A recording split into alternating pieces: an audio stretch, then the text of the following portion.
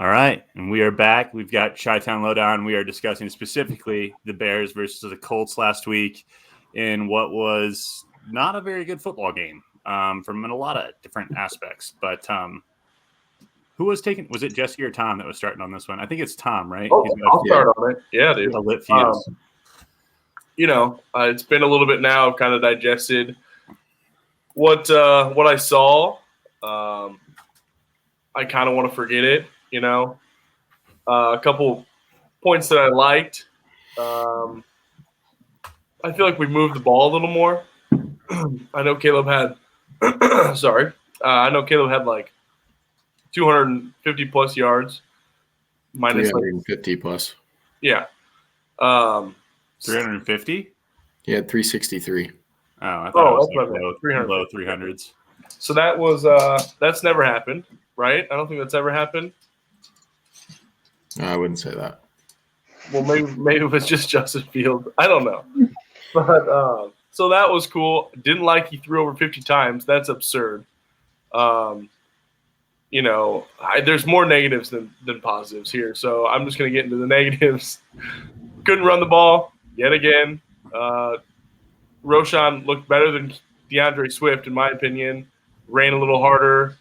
DeAndre Swift just tiptoes to the hole every time, and our offensive line sucks, so the hole just collapses on him. Yeah, well, I feel like he gets hit and he just goes down. It's just like that's it. No, never been a power back. Yeah, so I don't know why that was a terrible signing. I think Jesse said it. Terrible signing. Stanford. Yeah. I feel like Caleb is progressing still, but it's hard to tell with how bad our team is playing. And the 3 turnovers. Can't do that. Like, we move the ball, like I said, and then we have a turnover. Or, it's just we were matching their turnovers. And the Colts are not a good team. I thought they'd be way better than they are. I'm not very optimistic at this point. You thought the Colts would be better than they were? I mean, they were trying to lose that game. That was dog shit on their side too. So I still think they're figuring stuff out, but I thought they'd be a top 10, 15 team this year, to be honest. I don't know. They're in a similar situation at the quarterback position, right? Anthony Richardson had a small sample size last year, but there was a lot of promise coming into this year about how well he was going to be able to play. And, they're going through a similar thing that we are with these growing pains with these young quarterbacks. I do believe Caleb played a lot better. He had better touch. He put some – He doesn't have Keenan Allen either. I mean, that's a big part.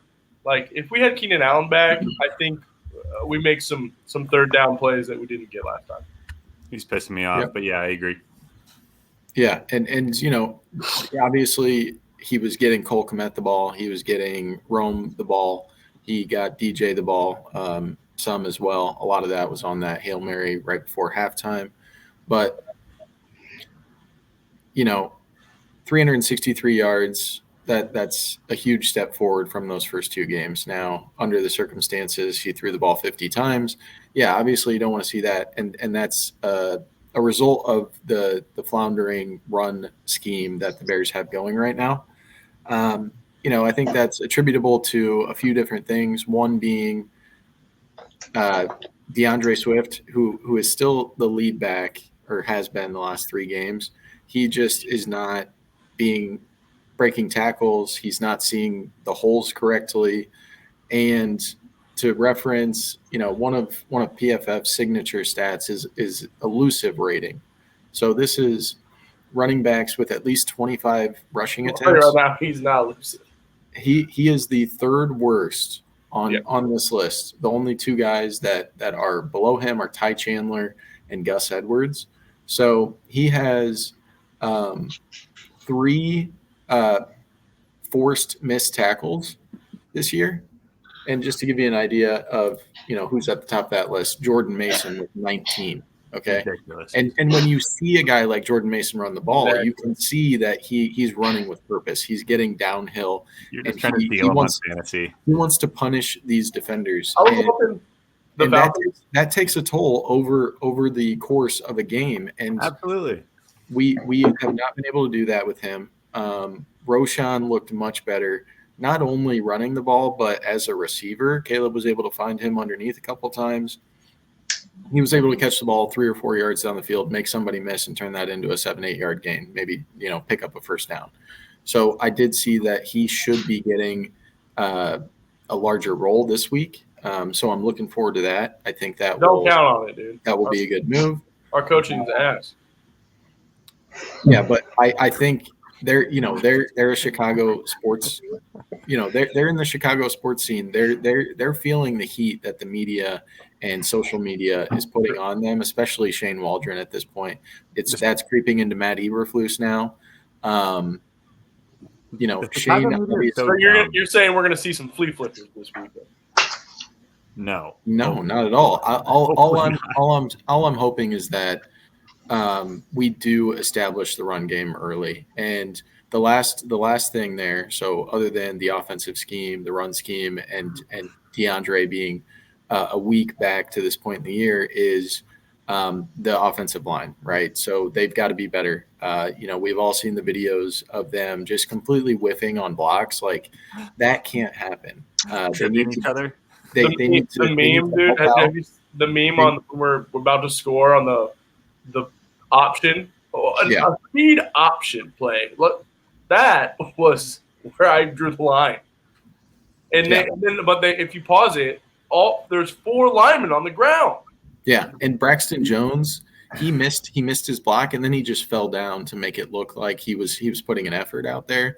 Terrible. But he didn't want to be standing there looking back while DeAndre Swift got tackled for a 10-yard loss and we turned the ball over. Yeah, get your big boy butt up and start blocking. So these guys, they need to start off with these double teams on these blocks, and then the guy who is not the primary blocker needs to get to the second level and get a hat on a linebacker.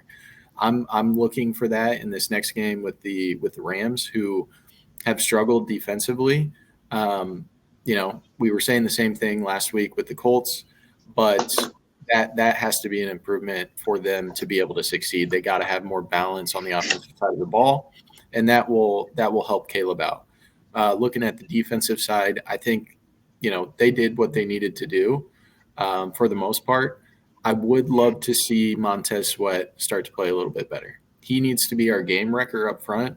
He needs to be getting more pressure and getting after the quarterback, because to this point in the season, he hasn't done enough, in my opinion. So he's been on the injured report the last 3 weeks, I think.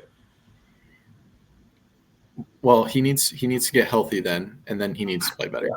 So I'm not giving an excuse, but I agree. Those are my takeaways. I'm not worried about the defense. Obviously, the offense is kind of where our issues are at this point, but it's still early in the season. We're 1-2. We still have some winnable games coming up against a depleted Rams team, against a Carolina team that obviously played much better last week, but still was widely considered one of the worst teams in the league, right? So we need to capitalize on these opportunities coming up, and I think that we will. I hope that the line plays a little better. Shane calls the game a little bit better, and Caleb continues to get a little bit more comfortable.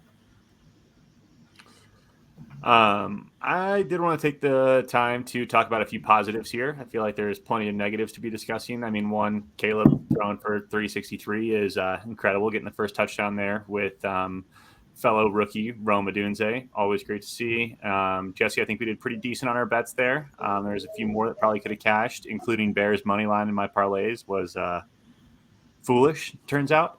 Yeah. But just looking through the stats here, DeAndre Carter, I mean, we've got a guy who can catch punts and kickoffs, which is not something that we've always had in Chicago.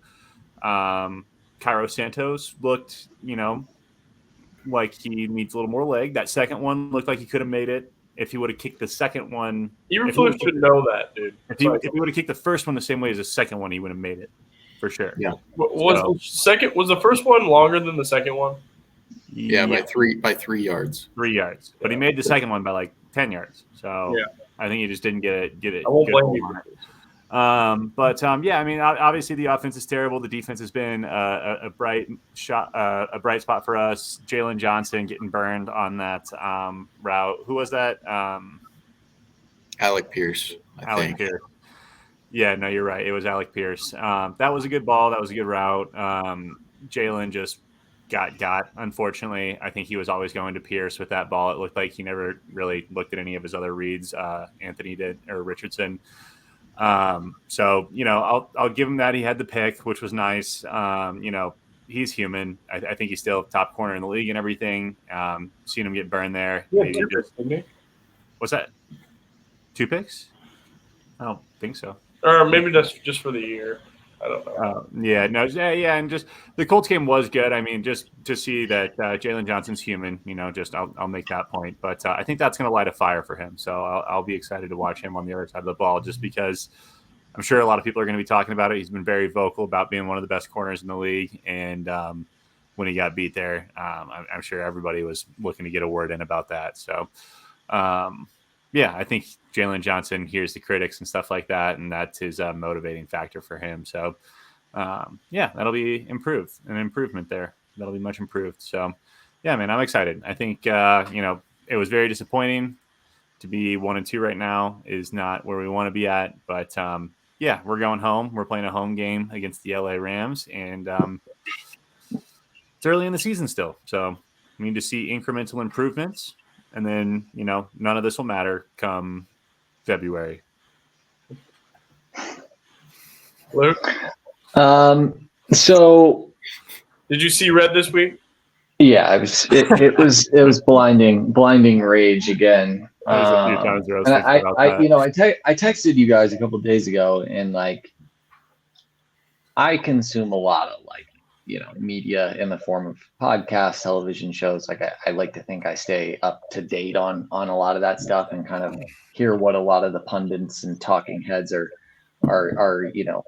bringing up on a regular basis. And I heard on a couple occasions when listening to some stuff this week about the obvious progress that Caleb Williams is making.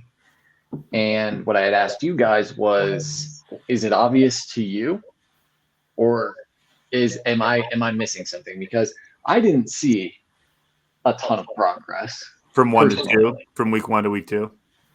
1 to 2 to 3. I mean, going up through all these games. Now, it box score wise can be a little bit deceiving this week. It's easy to go, whoa, that's a big number. That's improvement. And I think that there has been some improvement. When I took a step back and I kind of watched some of the highlights and some of the things that he did well this week, I am happy with the progress that he's making. But some of the stuff that I had seen is he's progressing very quickly. And I'm thinking to myself, I'm not there. I'm not seeing it personally. He's still a little bit shaky in the pocket, right? He has the tendency to kind of want to get out of there, maybe at times that he doesn't need to. I think some of the statistics that you'd see through, we talk about PFF a lot, kind of back this up. If you guys had to guess where our pass blocking grade is right now, roughly where would you say we're falling? 21. Pass blocking, we're probably middle of the pack. I'd say 15 or 14. 18. On the PFF grades. We're just outside of the top 10, 11, pass blocking wise. And what that tells me is if the offensive line, obviously a pass blocking grade is not going to have much to do with what the quarterback is doing. They're going to keep that separate from their rankings. What that's telling me is that the offensive line isn't getting beat as badly as it would appear in pass sets. Okay. I'll get to run blocking here in a moment. If you look at our overall PFF pass grade, now this is obviously something that is solely dependent upon the quarterback. I'd assume there's probably some incorporation taken into receiver play, whether that be actual receivers, tight ends, running backs, whatever that might be. Passing grade for the Bears were 29. So that's more indicative of quarterback play to me, and that there is more room for improvement on Caleb's side than the pass blocking side for the offensive line at the moment. Now, you've all kind of touched on the run game. It's pathetic. We cannot run the ball. The grades back that up as well. In terms of an overall run blocking grade, we are currently 22nd in the league. And as a team with a young quarterback, I would like to see us in the top half. Now, 22nd, we're not dead last, and we know this team can block better than this. We did it last year with what some people would say are inferior backs. I mean, we have Swift now, who is supposed to be an upgrade. I agree with you guys. He's not running with purpose. There's too much hesitation in the backfield. These holes aren't going to be open for long. You got to hit them while they're open. And you don't need to break everything for 30, 40 yards. We need 5, 6 yards. And I think right now he's averaging under 4 yards a carry for the year. It's probably close to 3. It's under 3. Yeah. So they really need to improve in that area. And I think that maybe it's something that's fixable film wise. This is something that it's teach tape, and you can go in and go and tell these guys, hey, here are the areas you need to improve. I'm hoping it's not a roster issue. I'm hoping that they have the ability and the time left in this year to make the improvements needed to get the run game on track, because it's going to be huge for Caleb's development. Try Tom, I think 1.8 yards per carry. 1.8 yards, under 2 yards a carry. Right what I'm watching. And when you're seeing that, it's just like there's no reason Khalil and Roshan shouldn't be getting an equal amount of carries, if not more. Obviously, until you can prove that you are going to be an efficient runner, your workload should be cut. We are not the type of team that can, give this guy the runway to say, oh, we'll let you work up to, we need everybody contributing now. So I feel like he should be like a Tony Pollard last year. Like, I know I hope not. Tony was terrible last year. I'm just saying, come in and make an explosive play rather than be our first second down back. I don't know. No, I mean, I don't disagree. I don't necessarily disagree with you, Tom, in that you use him more of as a spot guy, where it's like, hey, this is 3rd and medium. We need to have some diversity in our play calling here. We could run the ball, we could screen pass, we could get this guy out in a route. Swift is probably the best fit that we have for a player like that out of the backfield.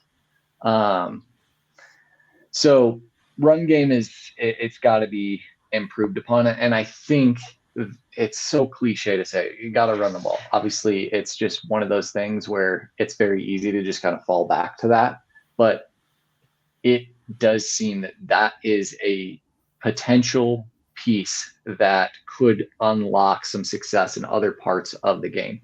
I have a couple things written down here. I just want to get your guys' opinion on. So I have written down hot seat meter ? Okay. So for the team currently, this game, right?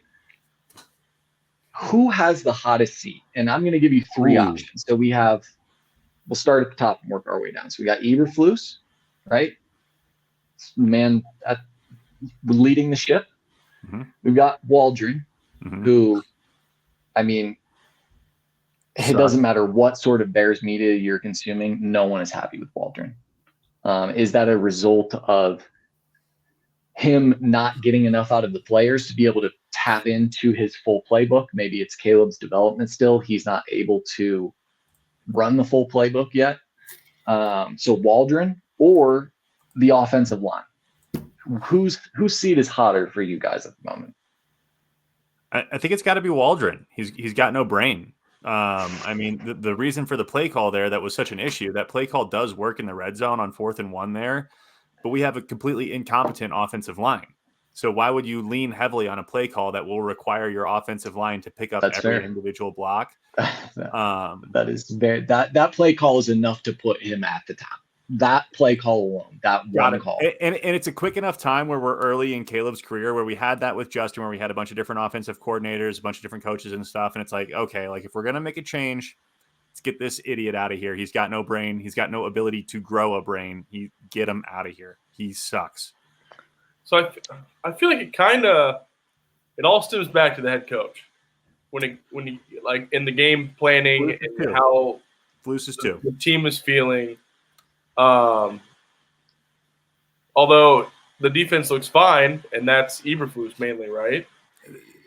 Is he still calling defensive plays? The Yeah. defense is. Yeah. I think they're more capable than they've played though. Yeah, but still, I know that he's not Spags out there. No one's talking about the way that he's dialing up offensive. I think that the front office is going to say like it all falls on the head coach, and a lot of Bears fans don't want Eberflus. I kind of disagree right now, although I would love a better offensive-minded person because Shane Waldron isn't it, and I thought it was him. Right now, it's not. He's struggling. I did see Ryan Poles kind of shoot a shot at the offensive line coach, or he says that like he's hitting on him. He said Like somewhere along the lines that the talent is there, we're just not getting Chris Morgan. Yeah, I think that's exactly right, Tom. I think the order right now goes Eberflus, and then the offensive line, because I think a lot of the offensive line's troubles comes from coaching and comes from scheme and play calling. I think we're too one-dimensional right now, and it makes it too easy for defenses. They know we can't run the ball, and the offensive line needs to be better, but Waldron needs to be calling the game better. You look at all the best offenses in the league; they're all running these pre-snap motions, right? We're not seeing any of that with us. So some of this has to fall on Poles' shoulders as well, because he's the guy who most likely made the final decision with some input from Eberflus and Kevin Warren and the ownership to bring in Waldron, right? And you can't fault us for being excited for Waldron to come in. Seattle's offense last year was better than our offense. We had Luke Getsy. He was terrible. We were just ready for something new. But, to this point in the year, it's been a disaster on the offensive side. So he's got to be at the top. And then, Eberflus, there have been some time management things that just haven't been good. The challenge flag. I was screaming, and Savannah was just like, What's wrong? Well, What's wrong?" My dog got up and started barking. I was like, what is happening? And they're like, who gets the ball? Who gets the ball? And I'm like, we're sending out the kicking team. Like, there's something really embarrassing about just having one of those coaches that's notorious for just not having the ability to throw a challenge flag at an appropriate time. It's communication. It's like, dude, that one's so obvious. Like, just stop. Yeah. But he can't help it. It comes down to communication, though. I think we put a bow on this with going at. Just want to get a quick opinion from you guys on what I had brought up earlier, because I didn't really give you an opportunity to speak to it at all, is Caleb's development, right? So I know I had mentioned it and I had texted you guys, but are you guys seeing it? Because for me, like I said, it was a little harder to see, especially on Sunday. I think when I went back and watched a little bit of the tape on it, there were some things that I liked that he did, but definitely a lot of places for him to improve still. So what are you guys' thoughts on that? And then we'll get over to the pick show. Go ahead, Ward. I got a quick one. Yeah, I mean, I'm an easy sale for anybody out there who's got like a cool car or just anything cool. I'll probably buy it whether or not I have money. I could be sold that Caleb did have an improvement from week to week, just looking at the stats. I mean, it is tough to see because we're not having that angle where we're getting the all 22 and you can see all of the routes being run, where I think he is struggling to play on time. And when your quarterback's not playing on time, that's a huge detriment to themselves. It's one thing that CJ Stroud, pretty much all of the good quarterbacks in the NFL right now are playing on time. And I question whether he throws to guys that are NFL open. I think he wants him to be college open. I think he wants him to be wide ass open. I think he wants to make the explosive play, and it's just different in the NFL, and he's having trouble adapting for that reason. All that being said, incremental improvements is what I said before. I'll stick with that. So, Sure. You made a good point about the line, you kind of got me swayed towards not as much as I thought. That's good analytics by you. I think he's less jumpy, in my opinion, from day one to now in the pocket. I feel he is trying to stay in there. He threw the ball away a couple times, which was nice to see. He's got to get better on the accuracy. He's not accurate. And if you go to Jaden Daniels, I don't want to bring that up, but Jaden Daniels is accurate as heck right now. And that's a big reason why he's being, playing better than Caleb right now. But, right now, it takes time. Yep. Yeah, definitely. I've seen the development and the improvement. I mean, he connected with a lot of different of their weapons last week. When you throw the ball 50 times, of course, yes, that's going to happen. But some of the throws that he made were very precise. They were on target. He was leading receivers. It was very different than the first two games, in my opinion. So I think he's getting more comfortable. I think he's gaining confidence. I think that last game is going to do a lot for him. Getting all those reps, it's only gonna benefit him moving forward. Mm-hmm. I agree. Cool. All right. Well, on that note, we're gonna wrap up Bears talk here, and we are going to kick it to ourselves and make some picks for this week. So don't forget to like and subscribe. Bear down. Watch for us at the game this weekend. We'll be in the stands. Yep. Ooh, let's go at the 50.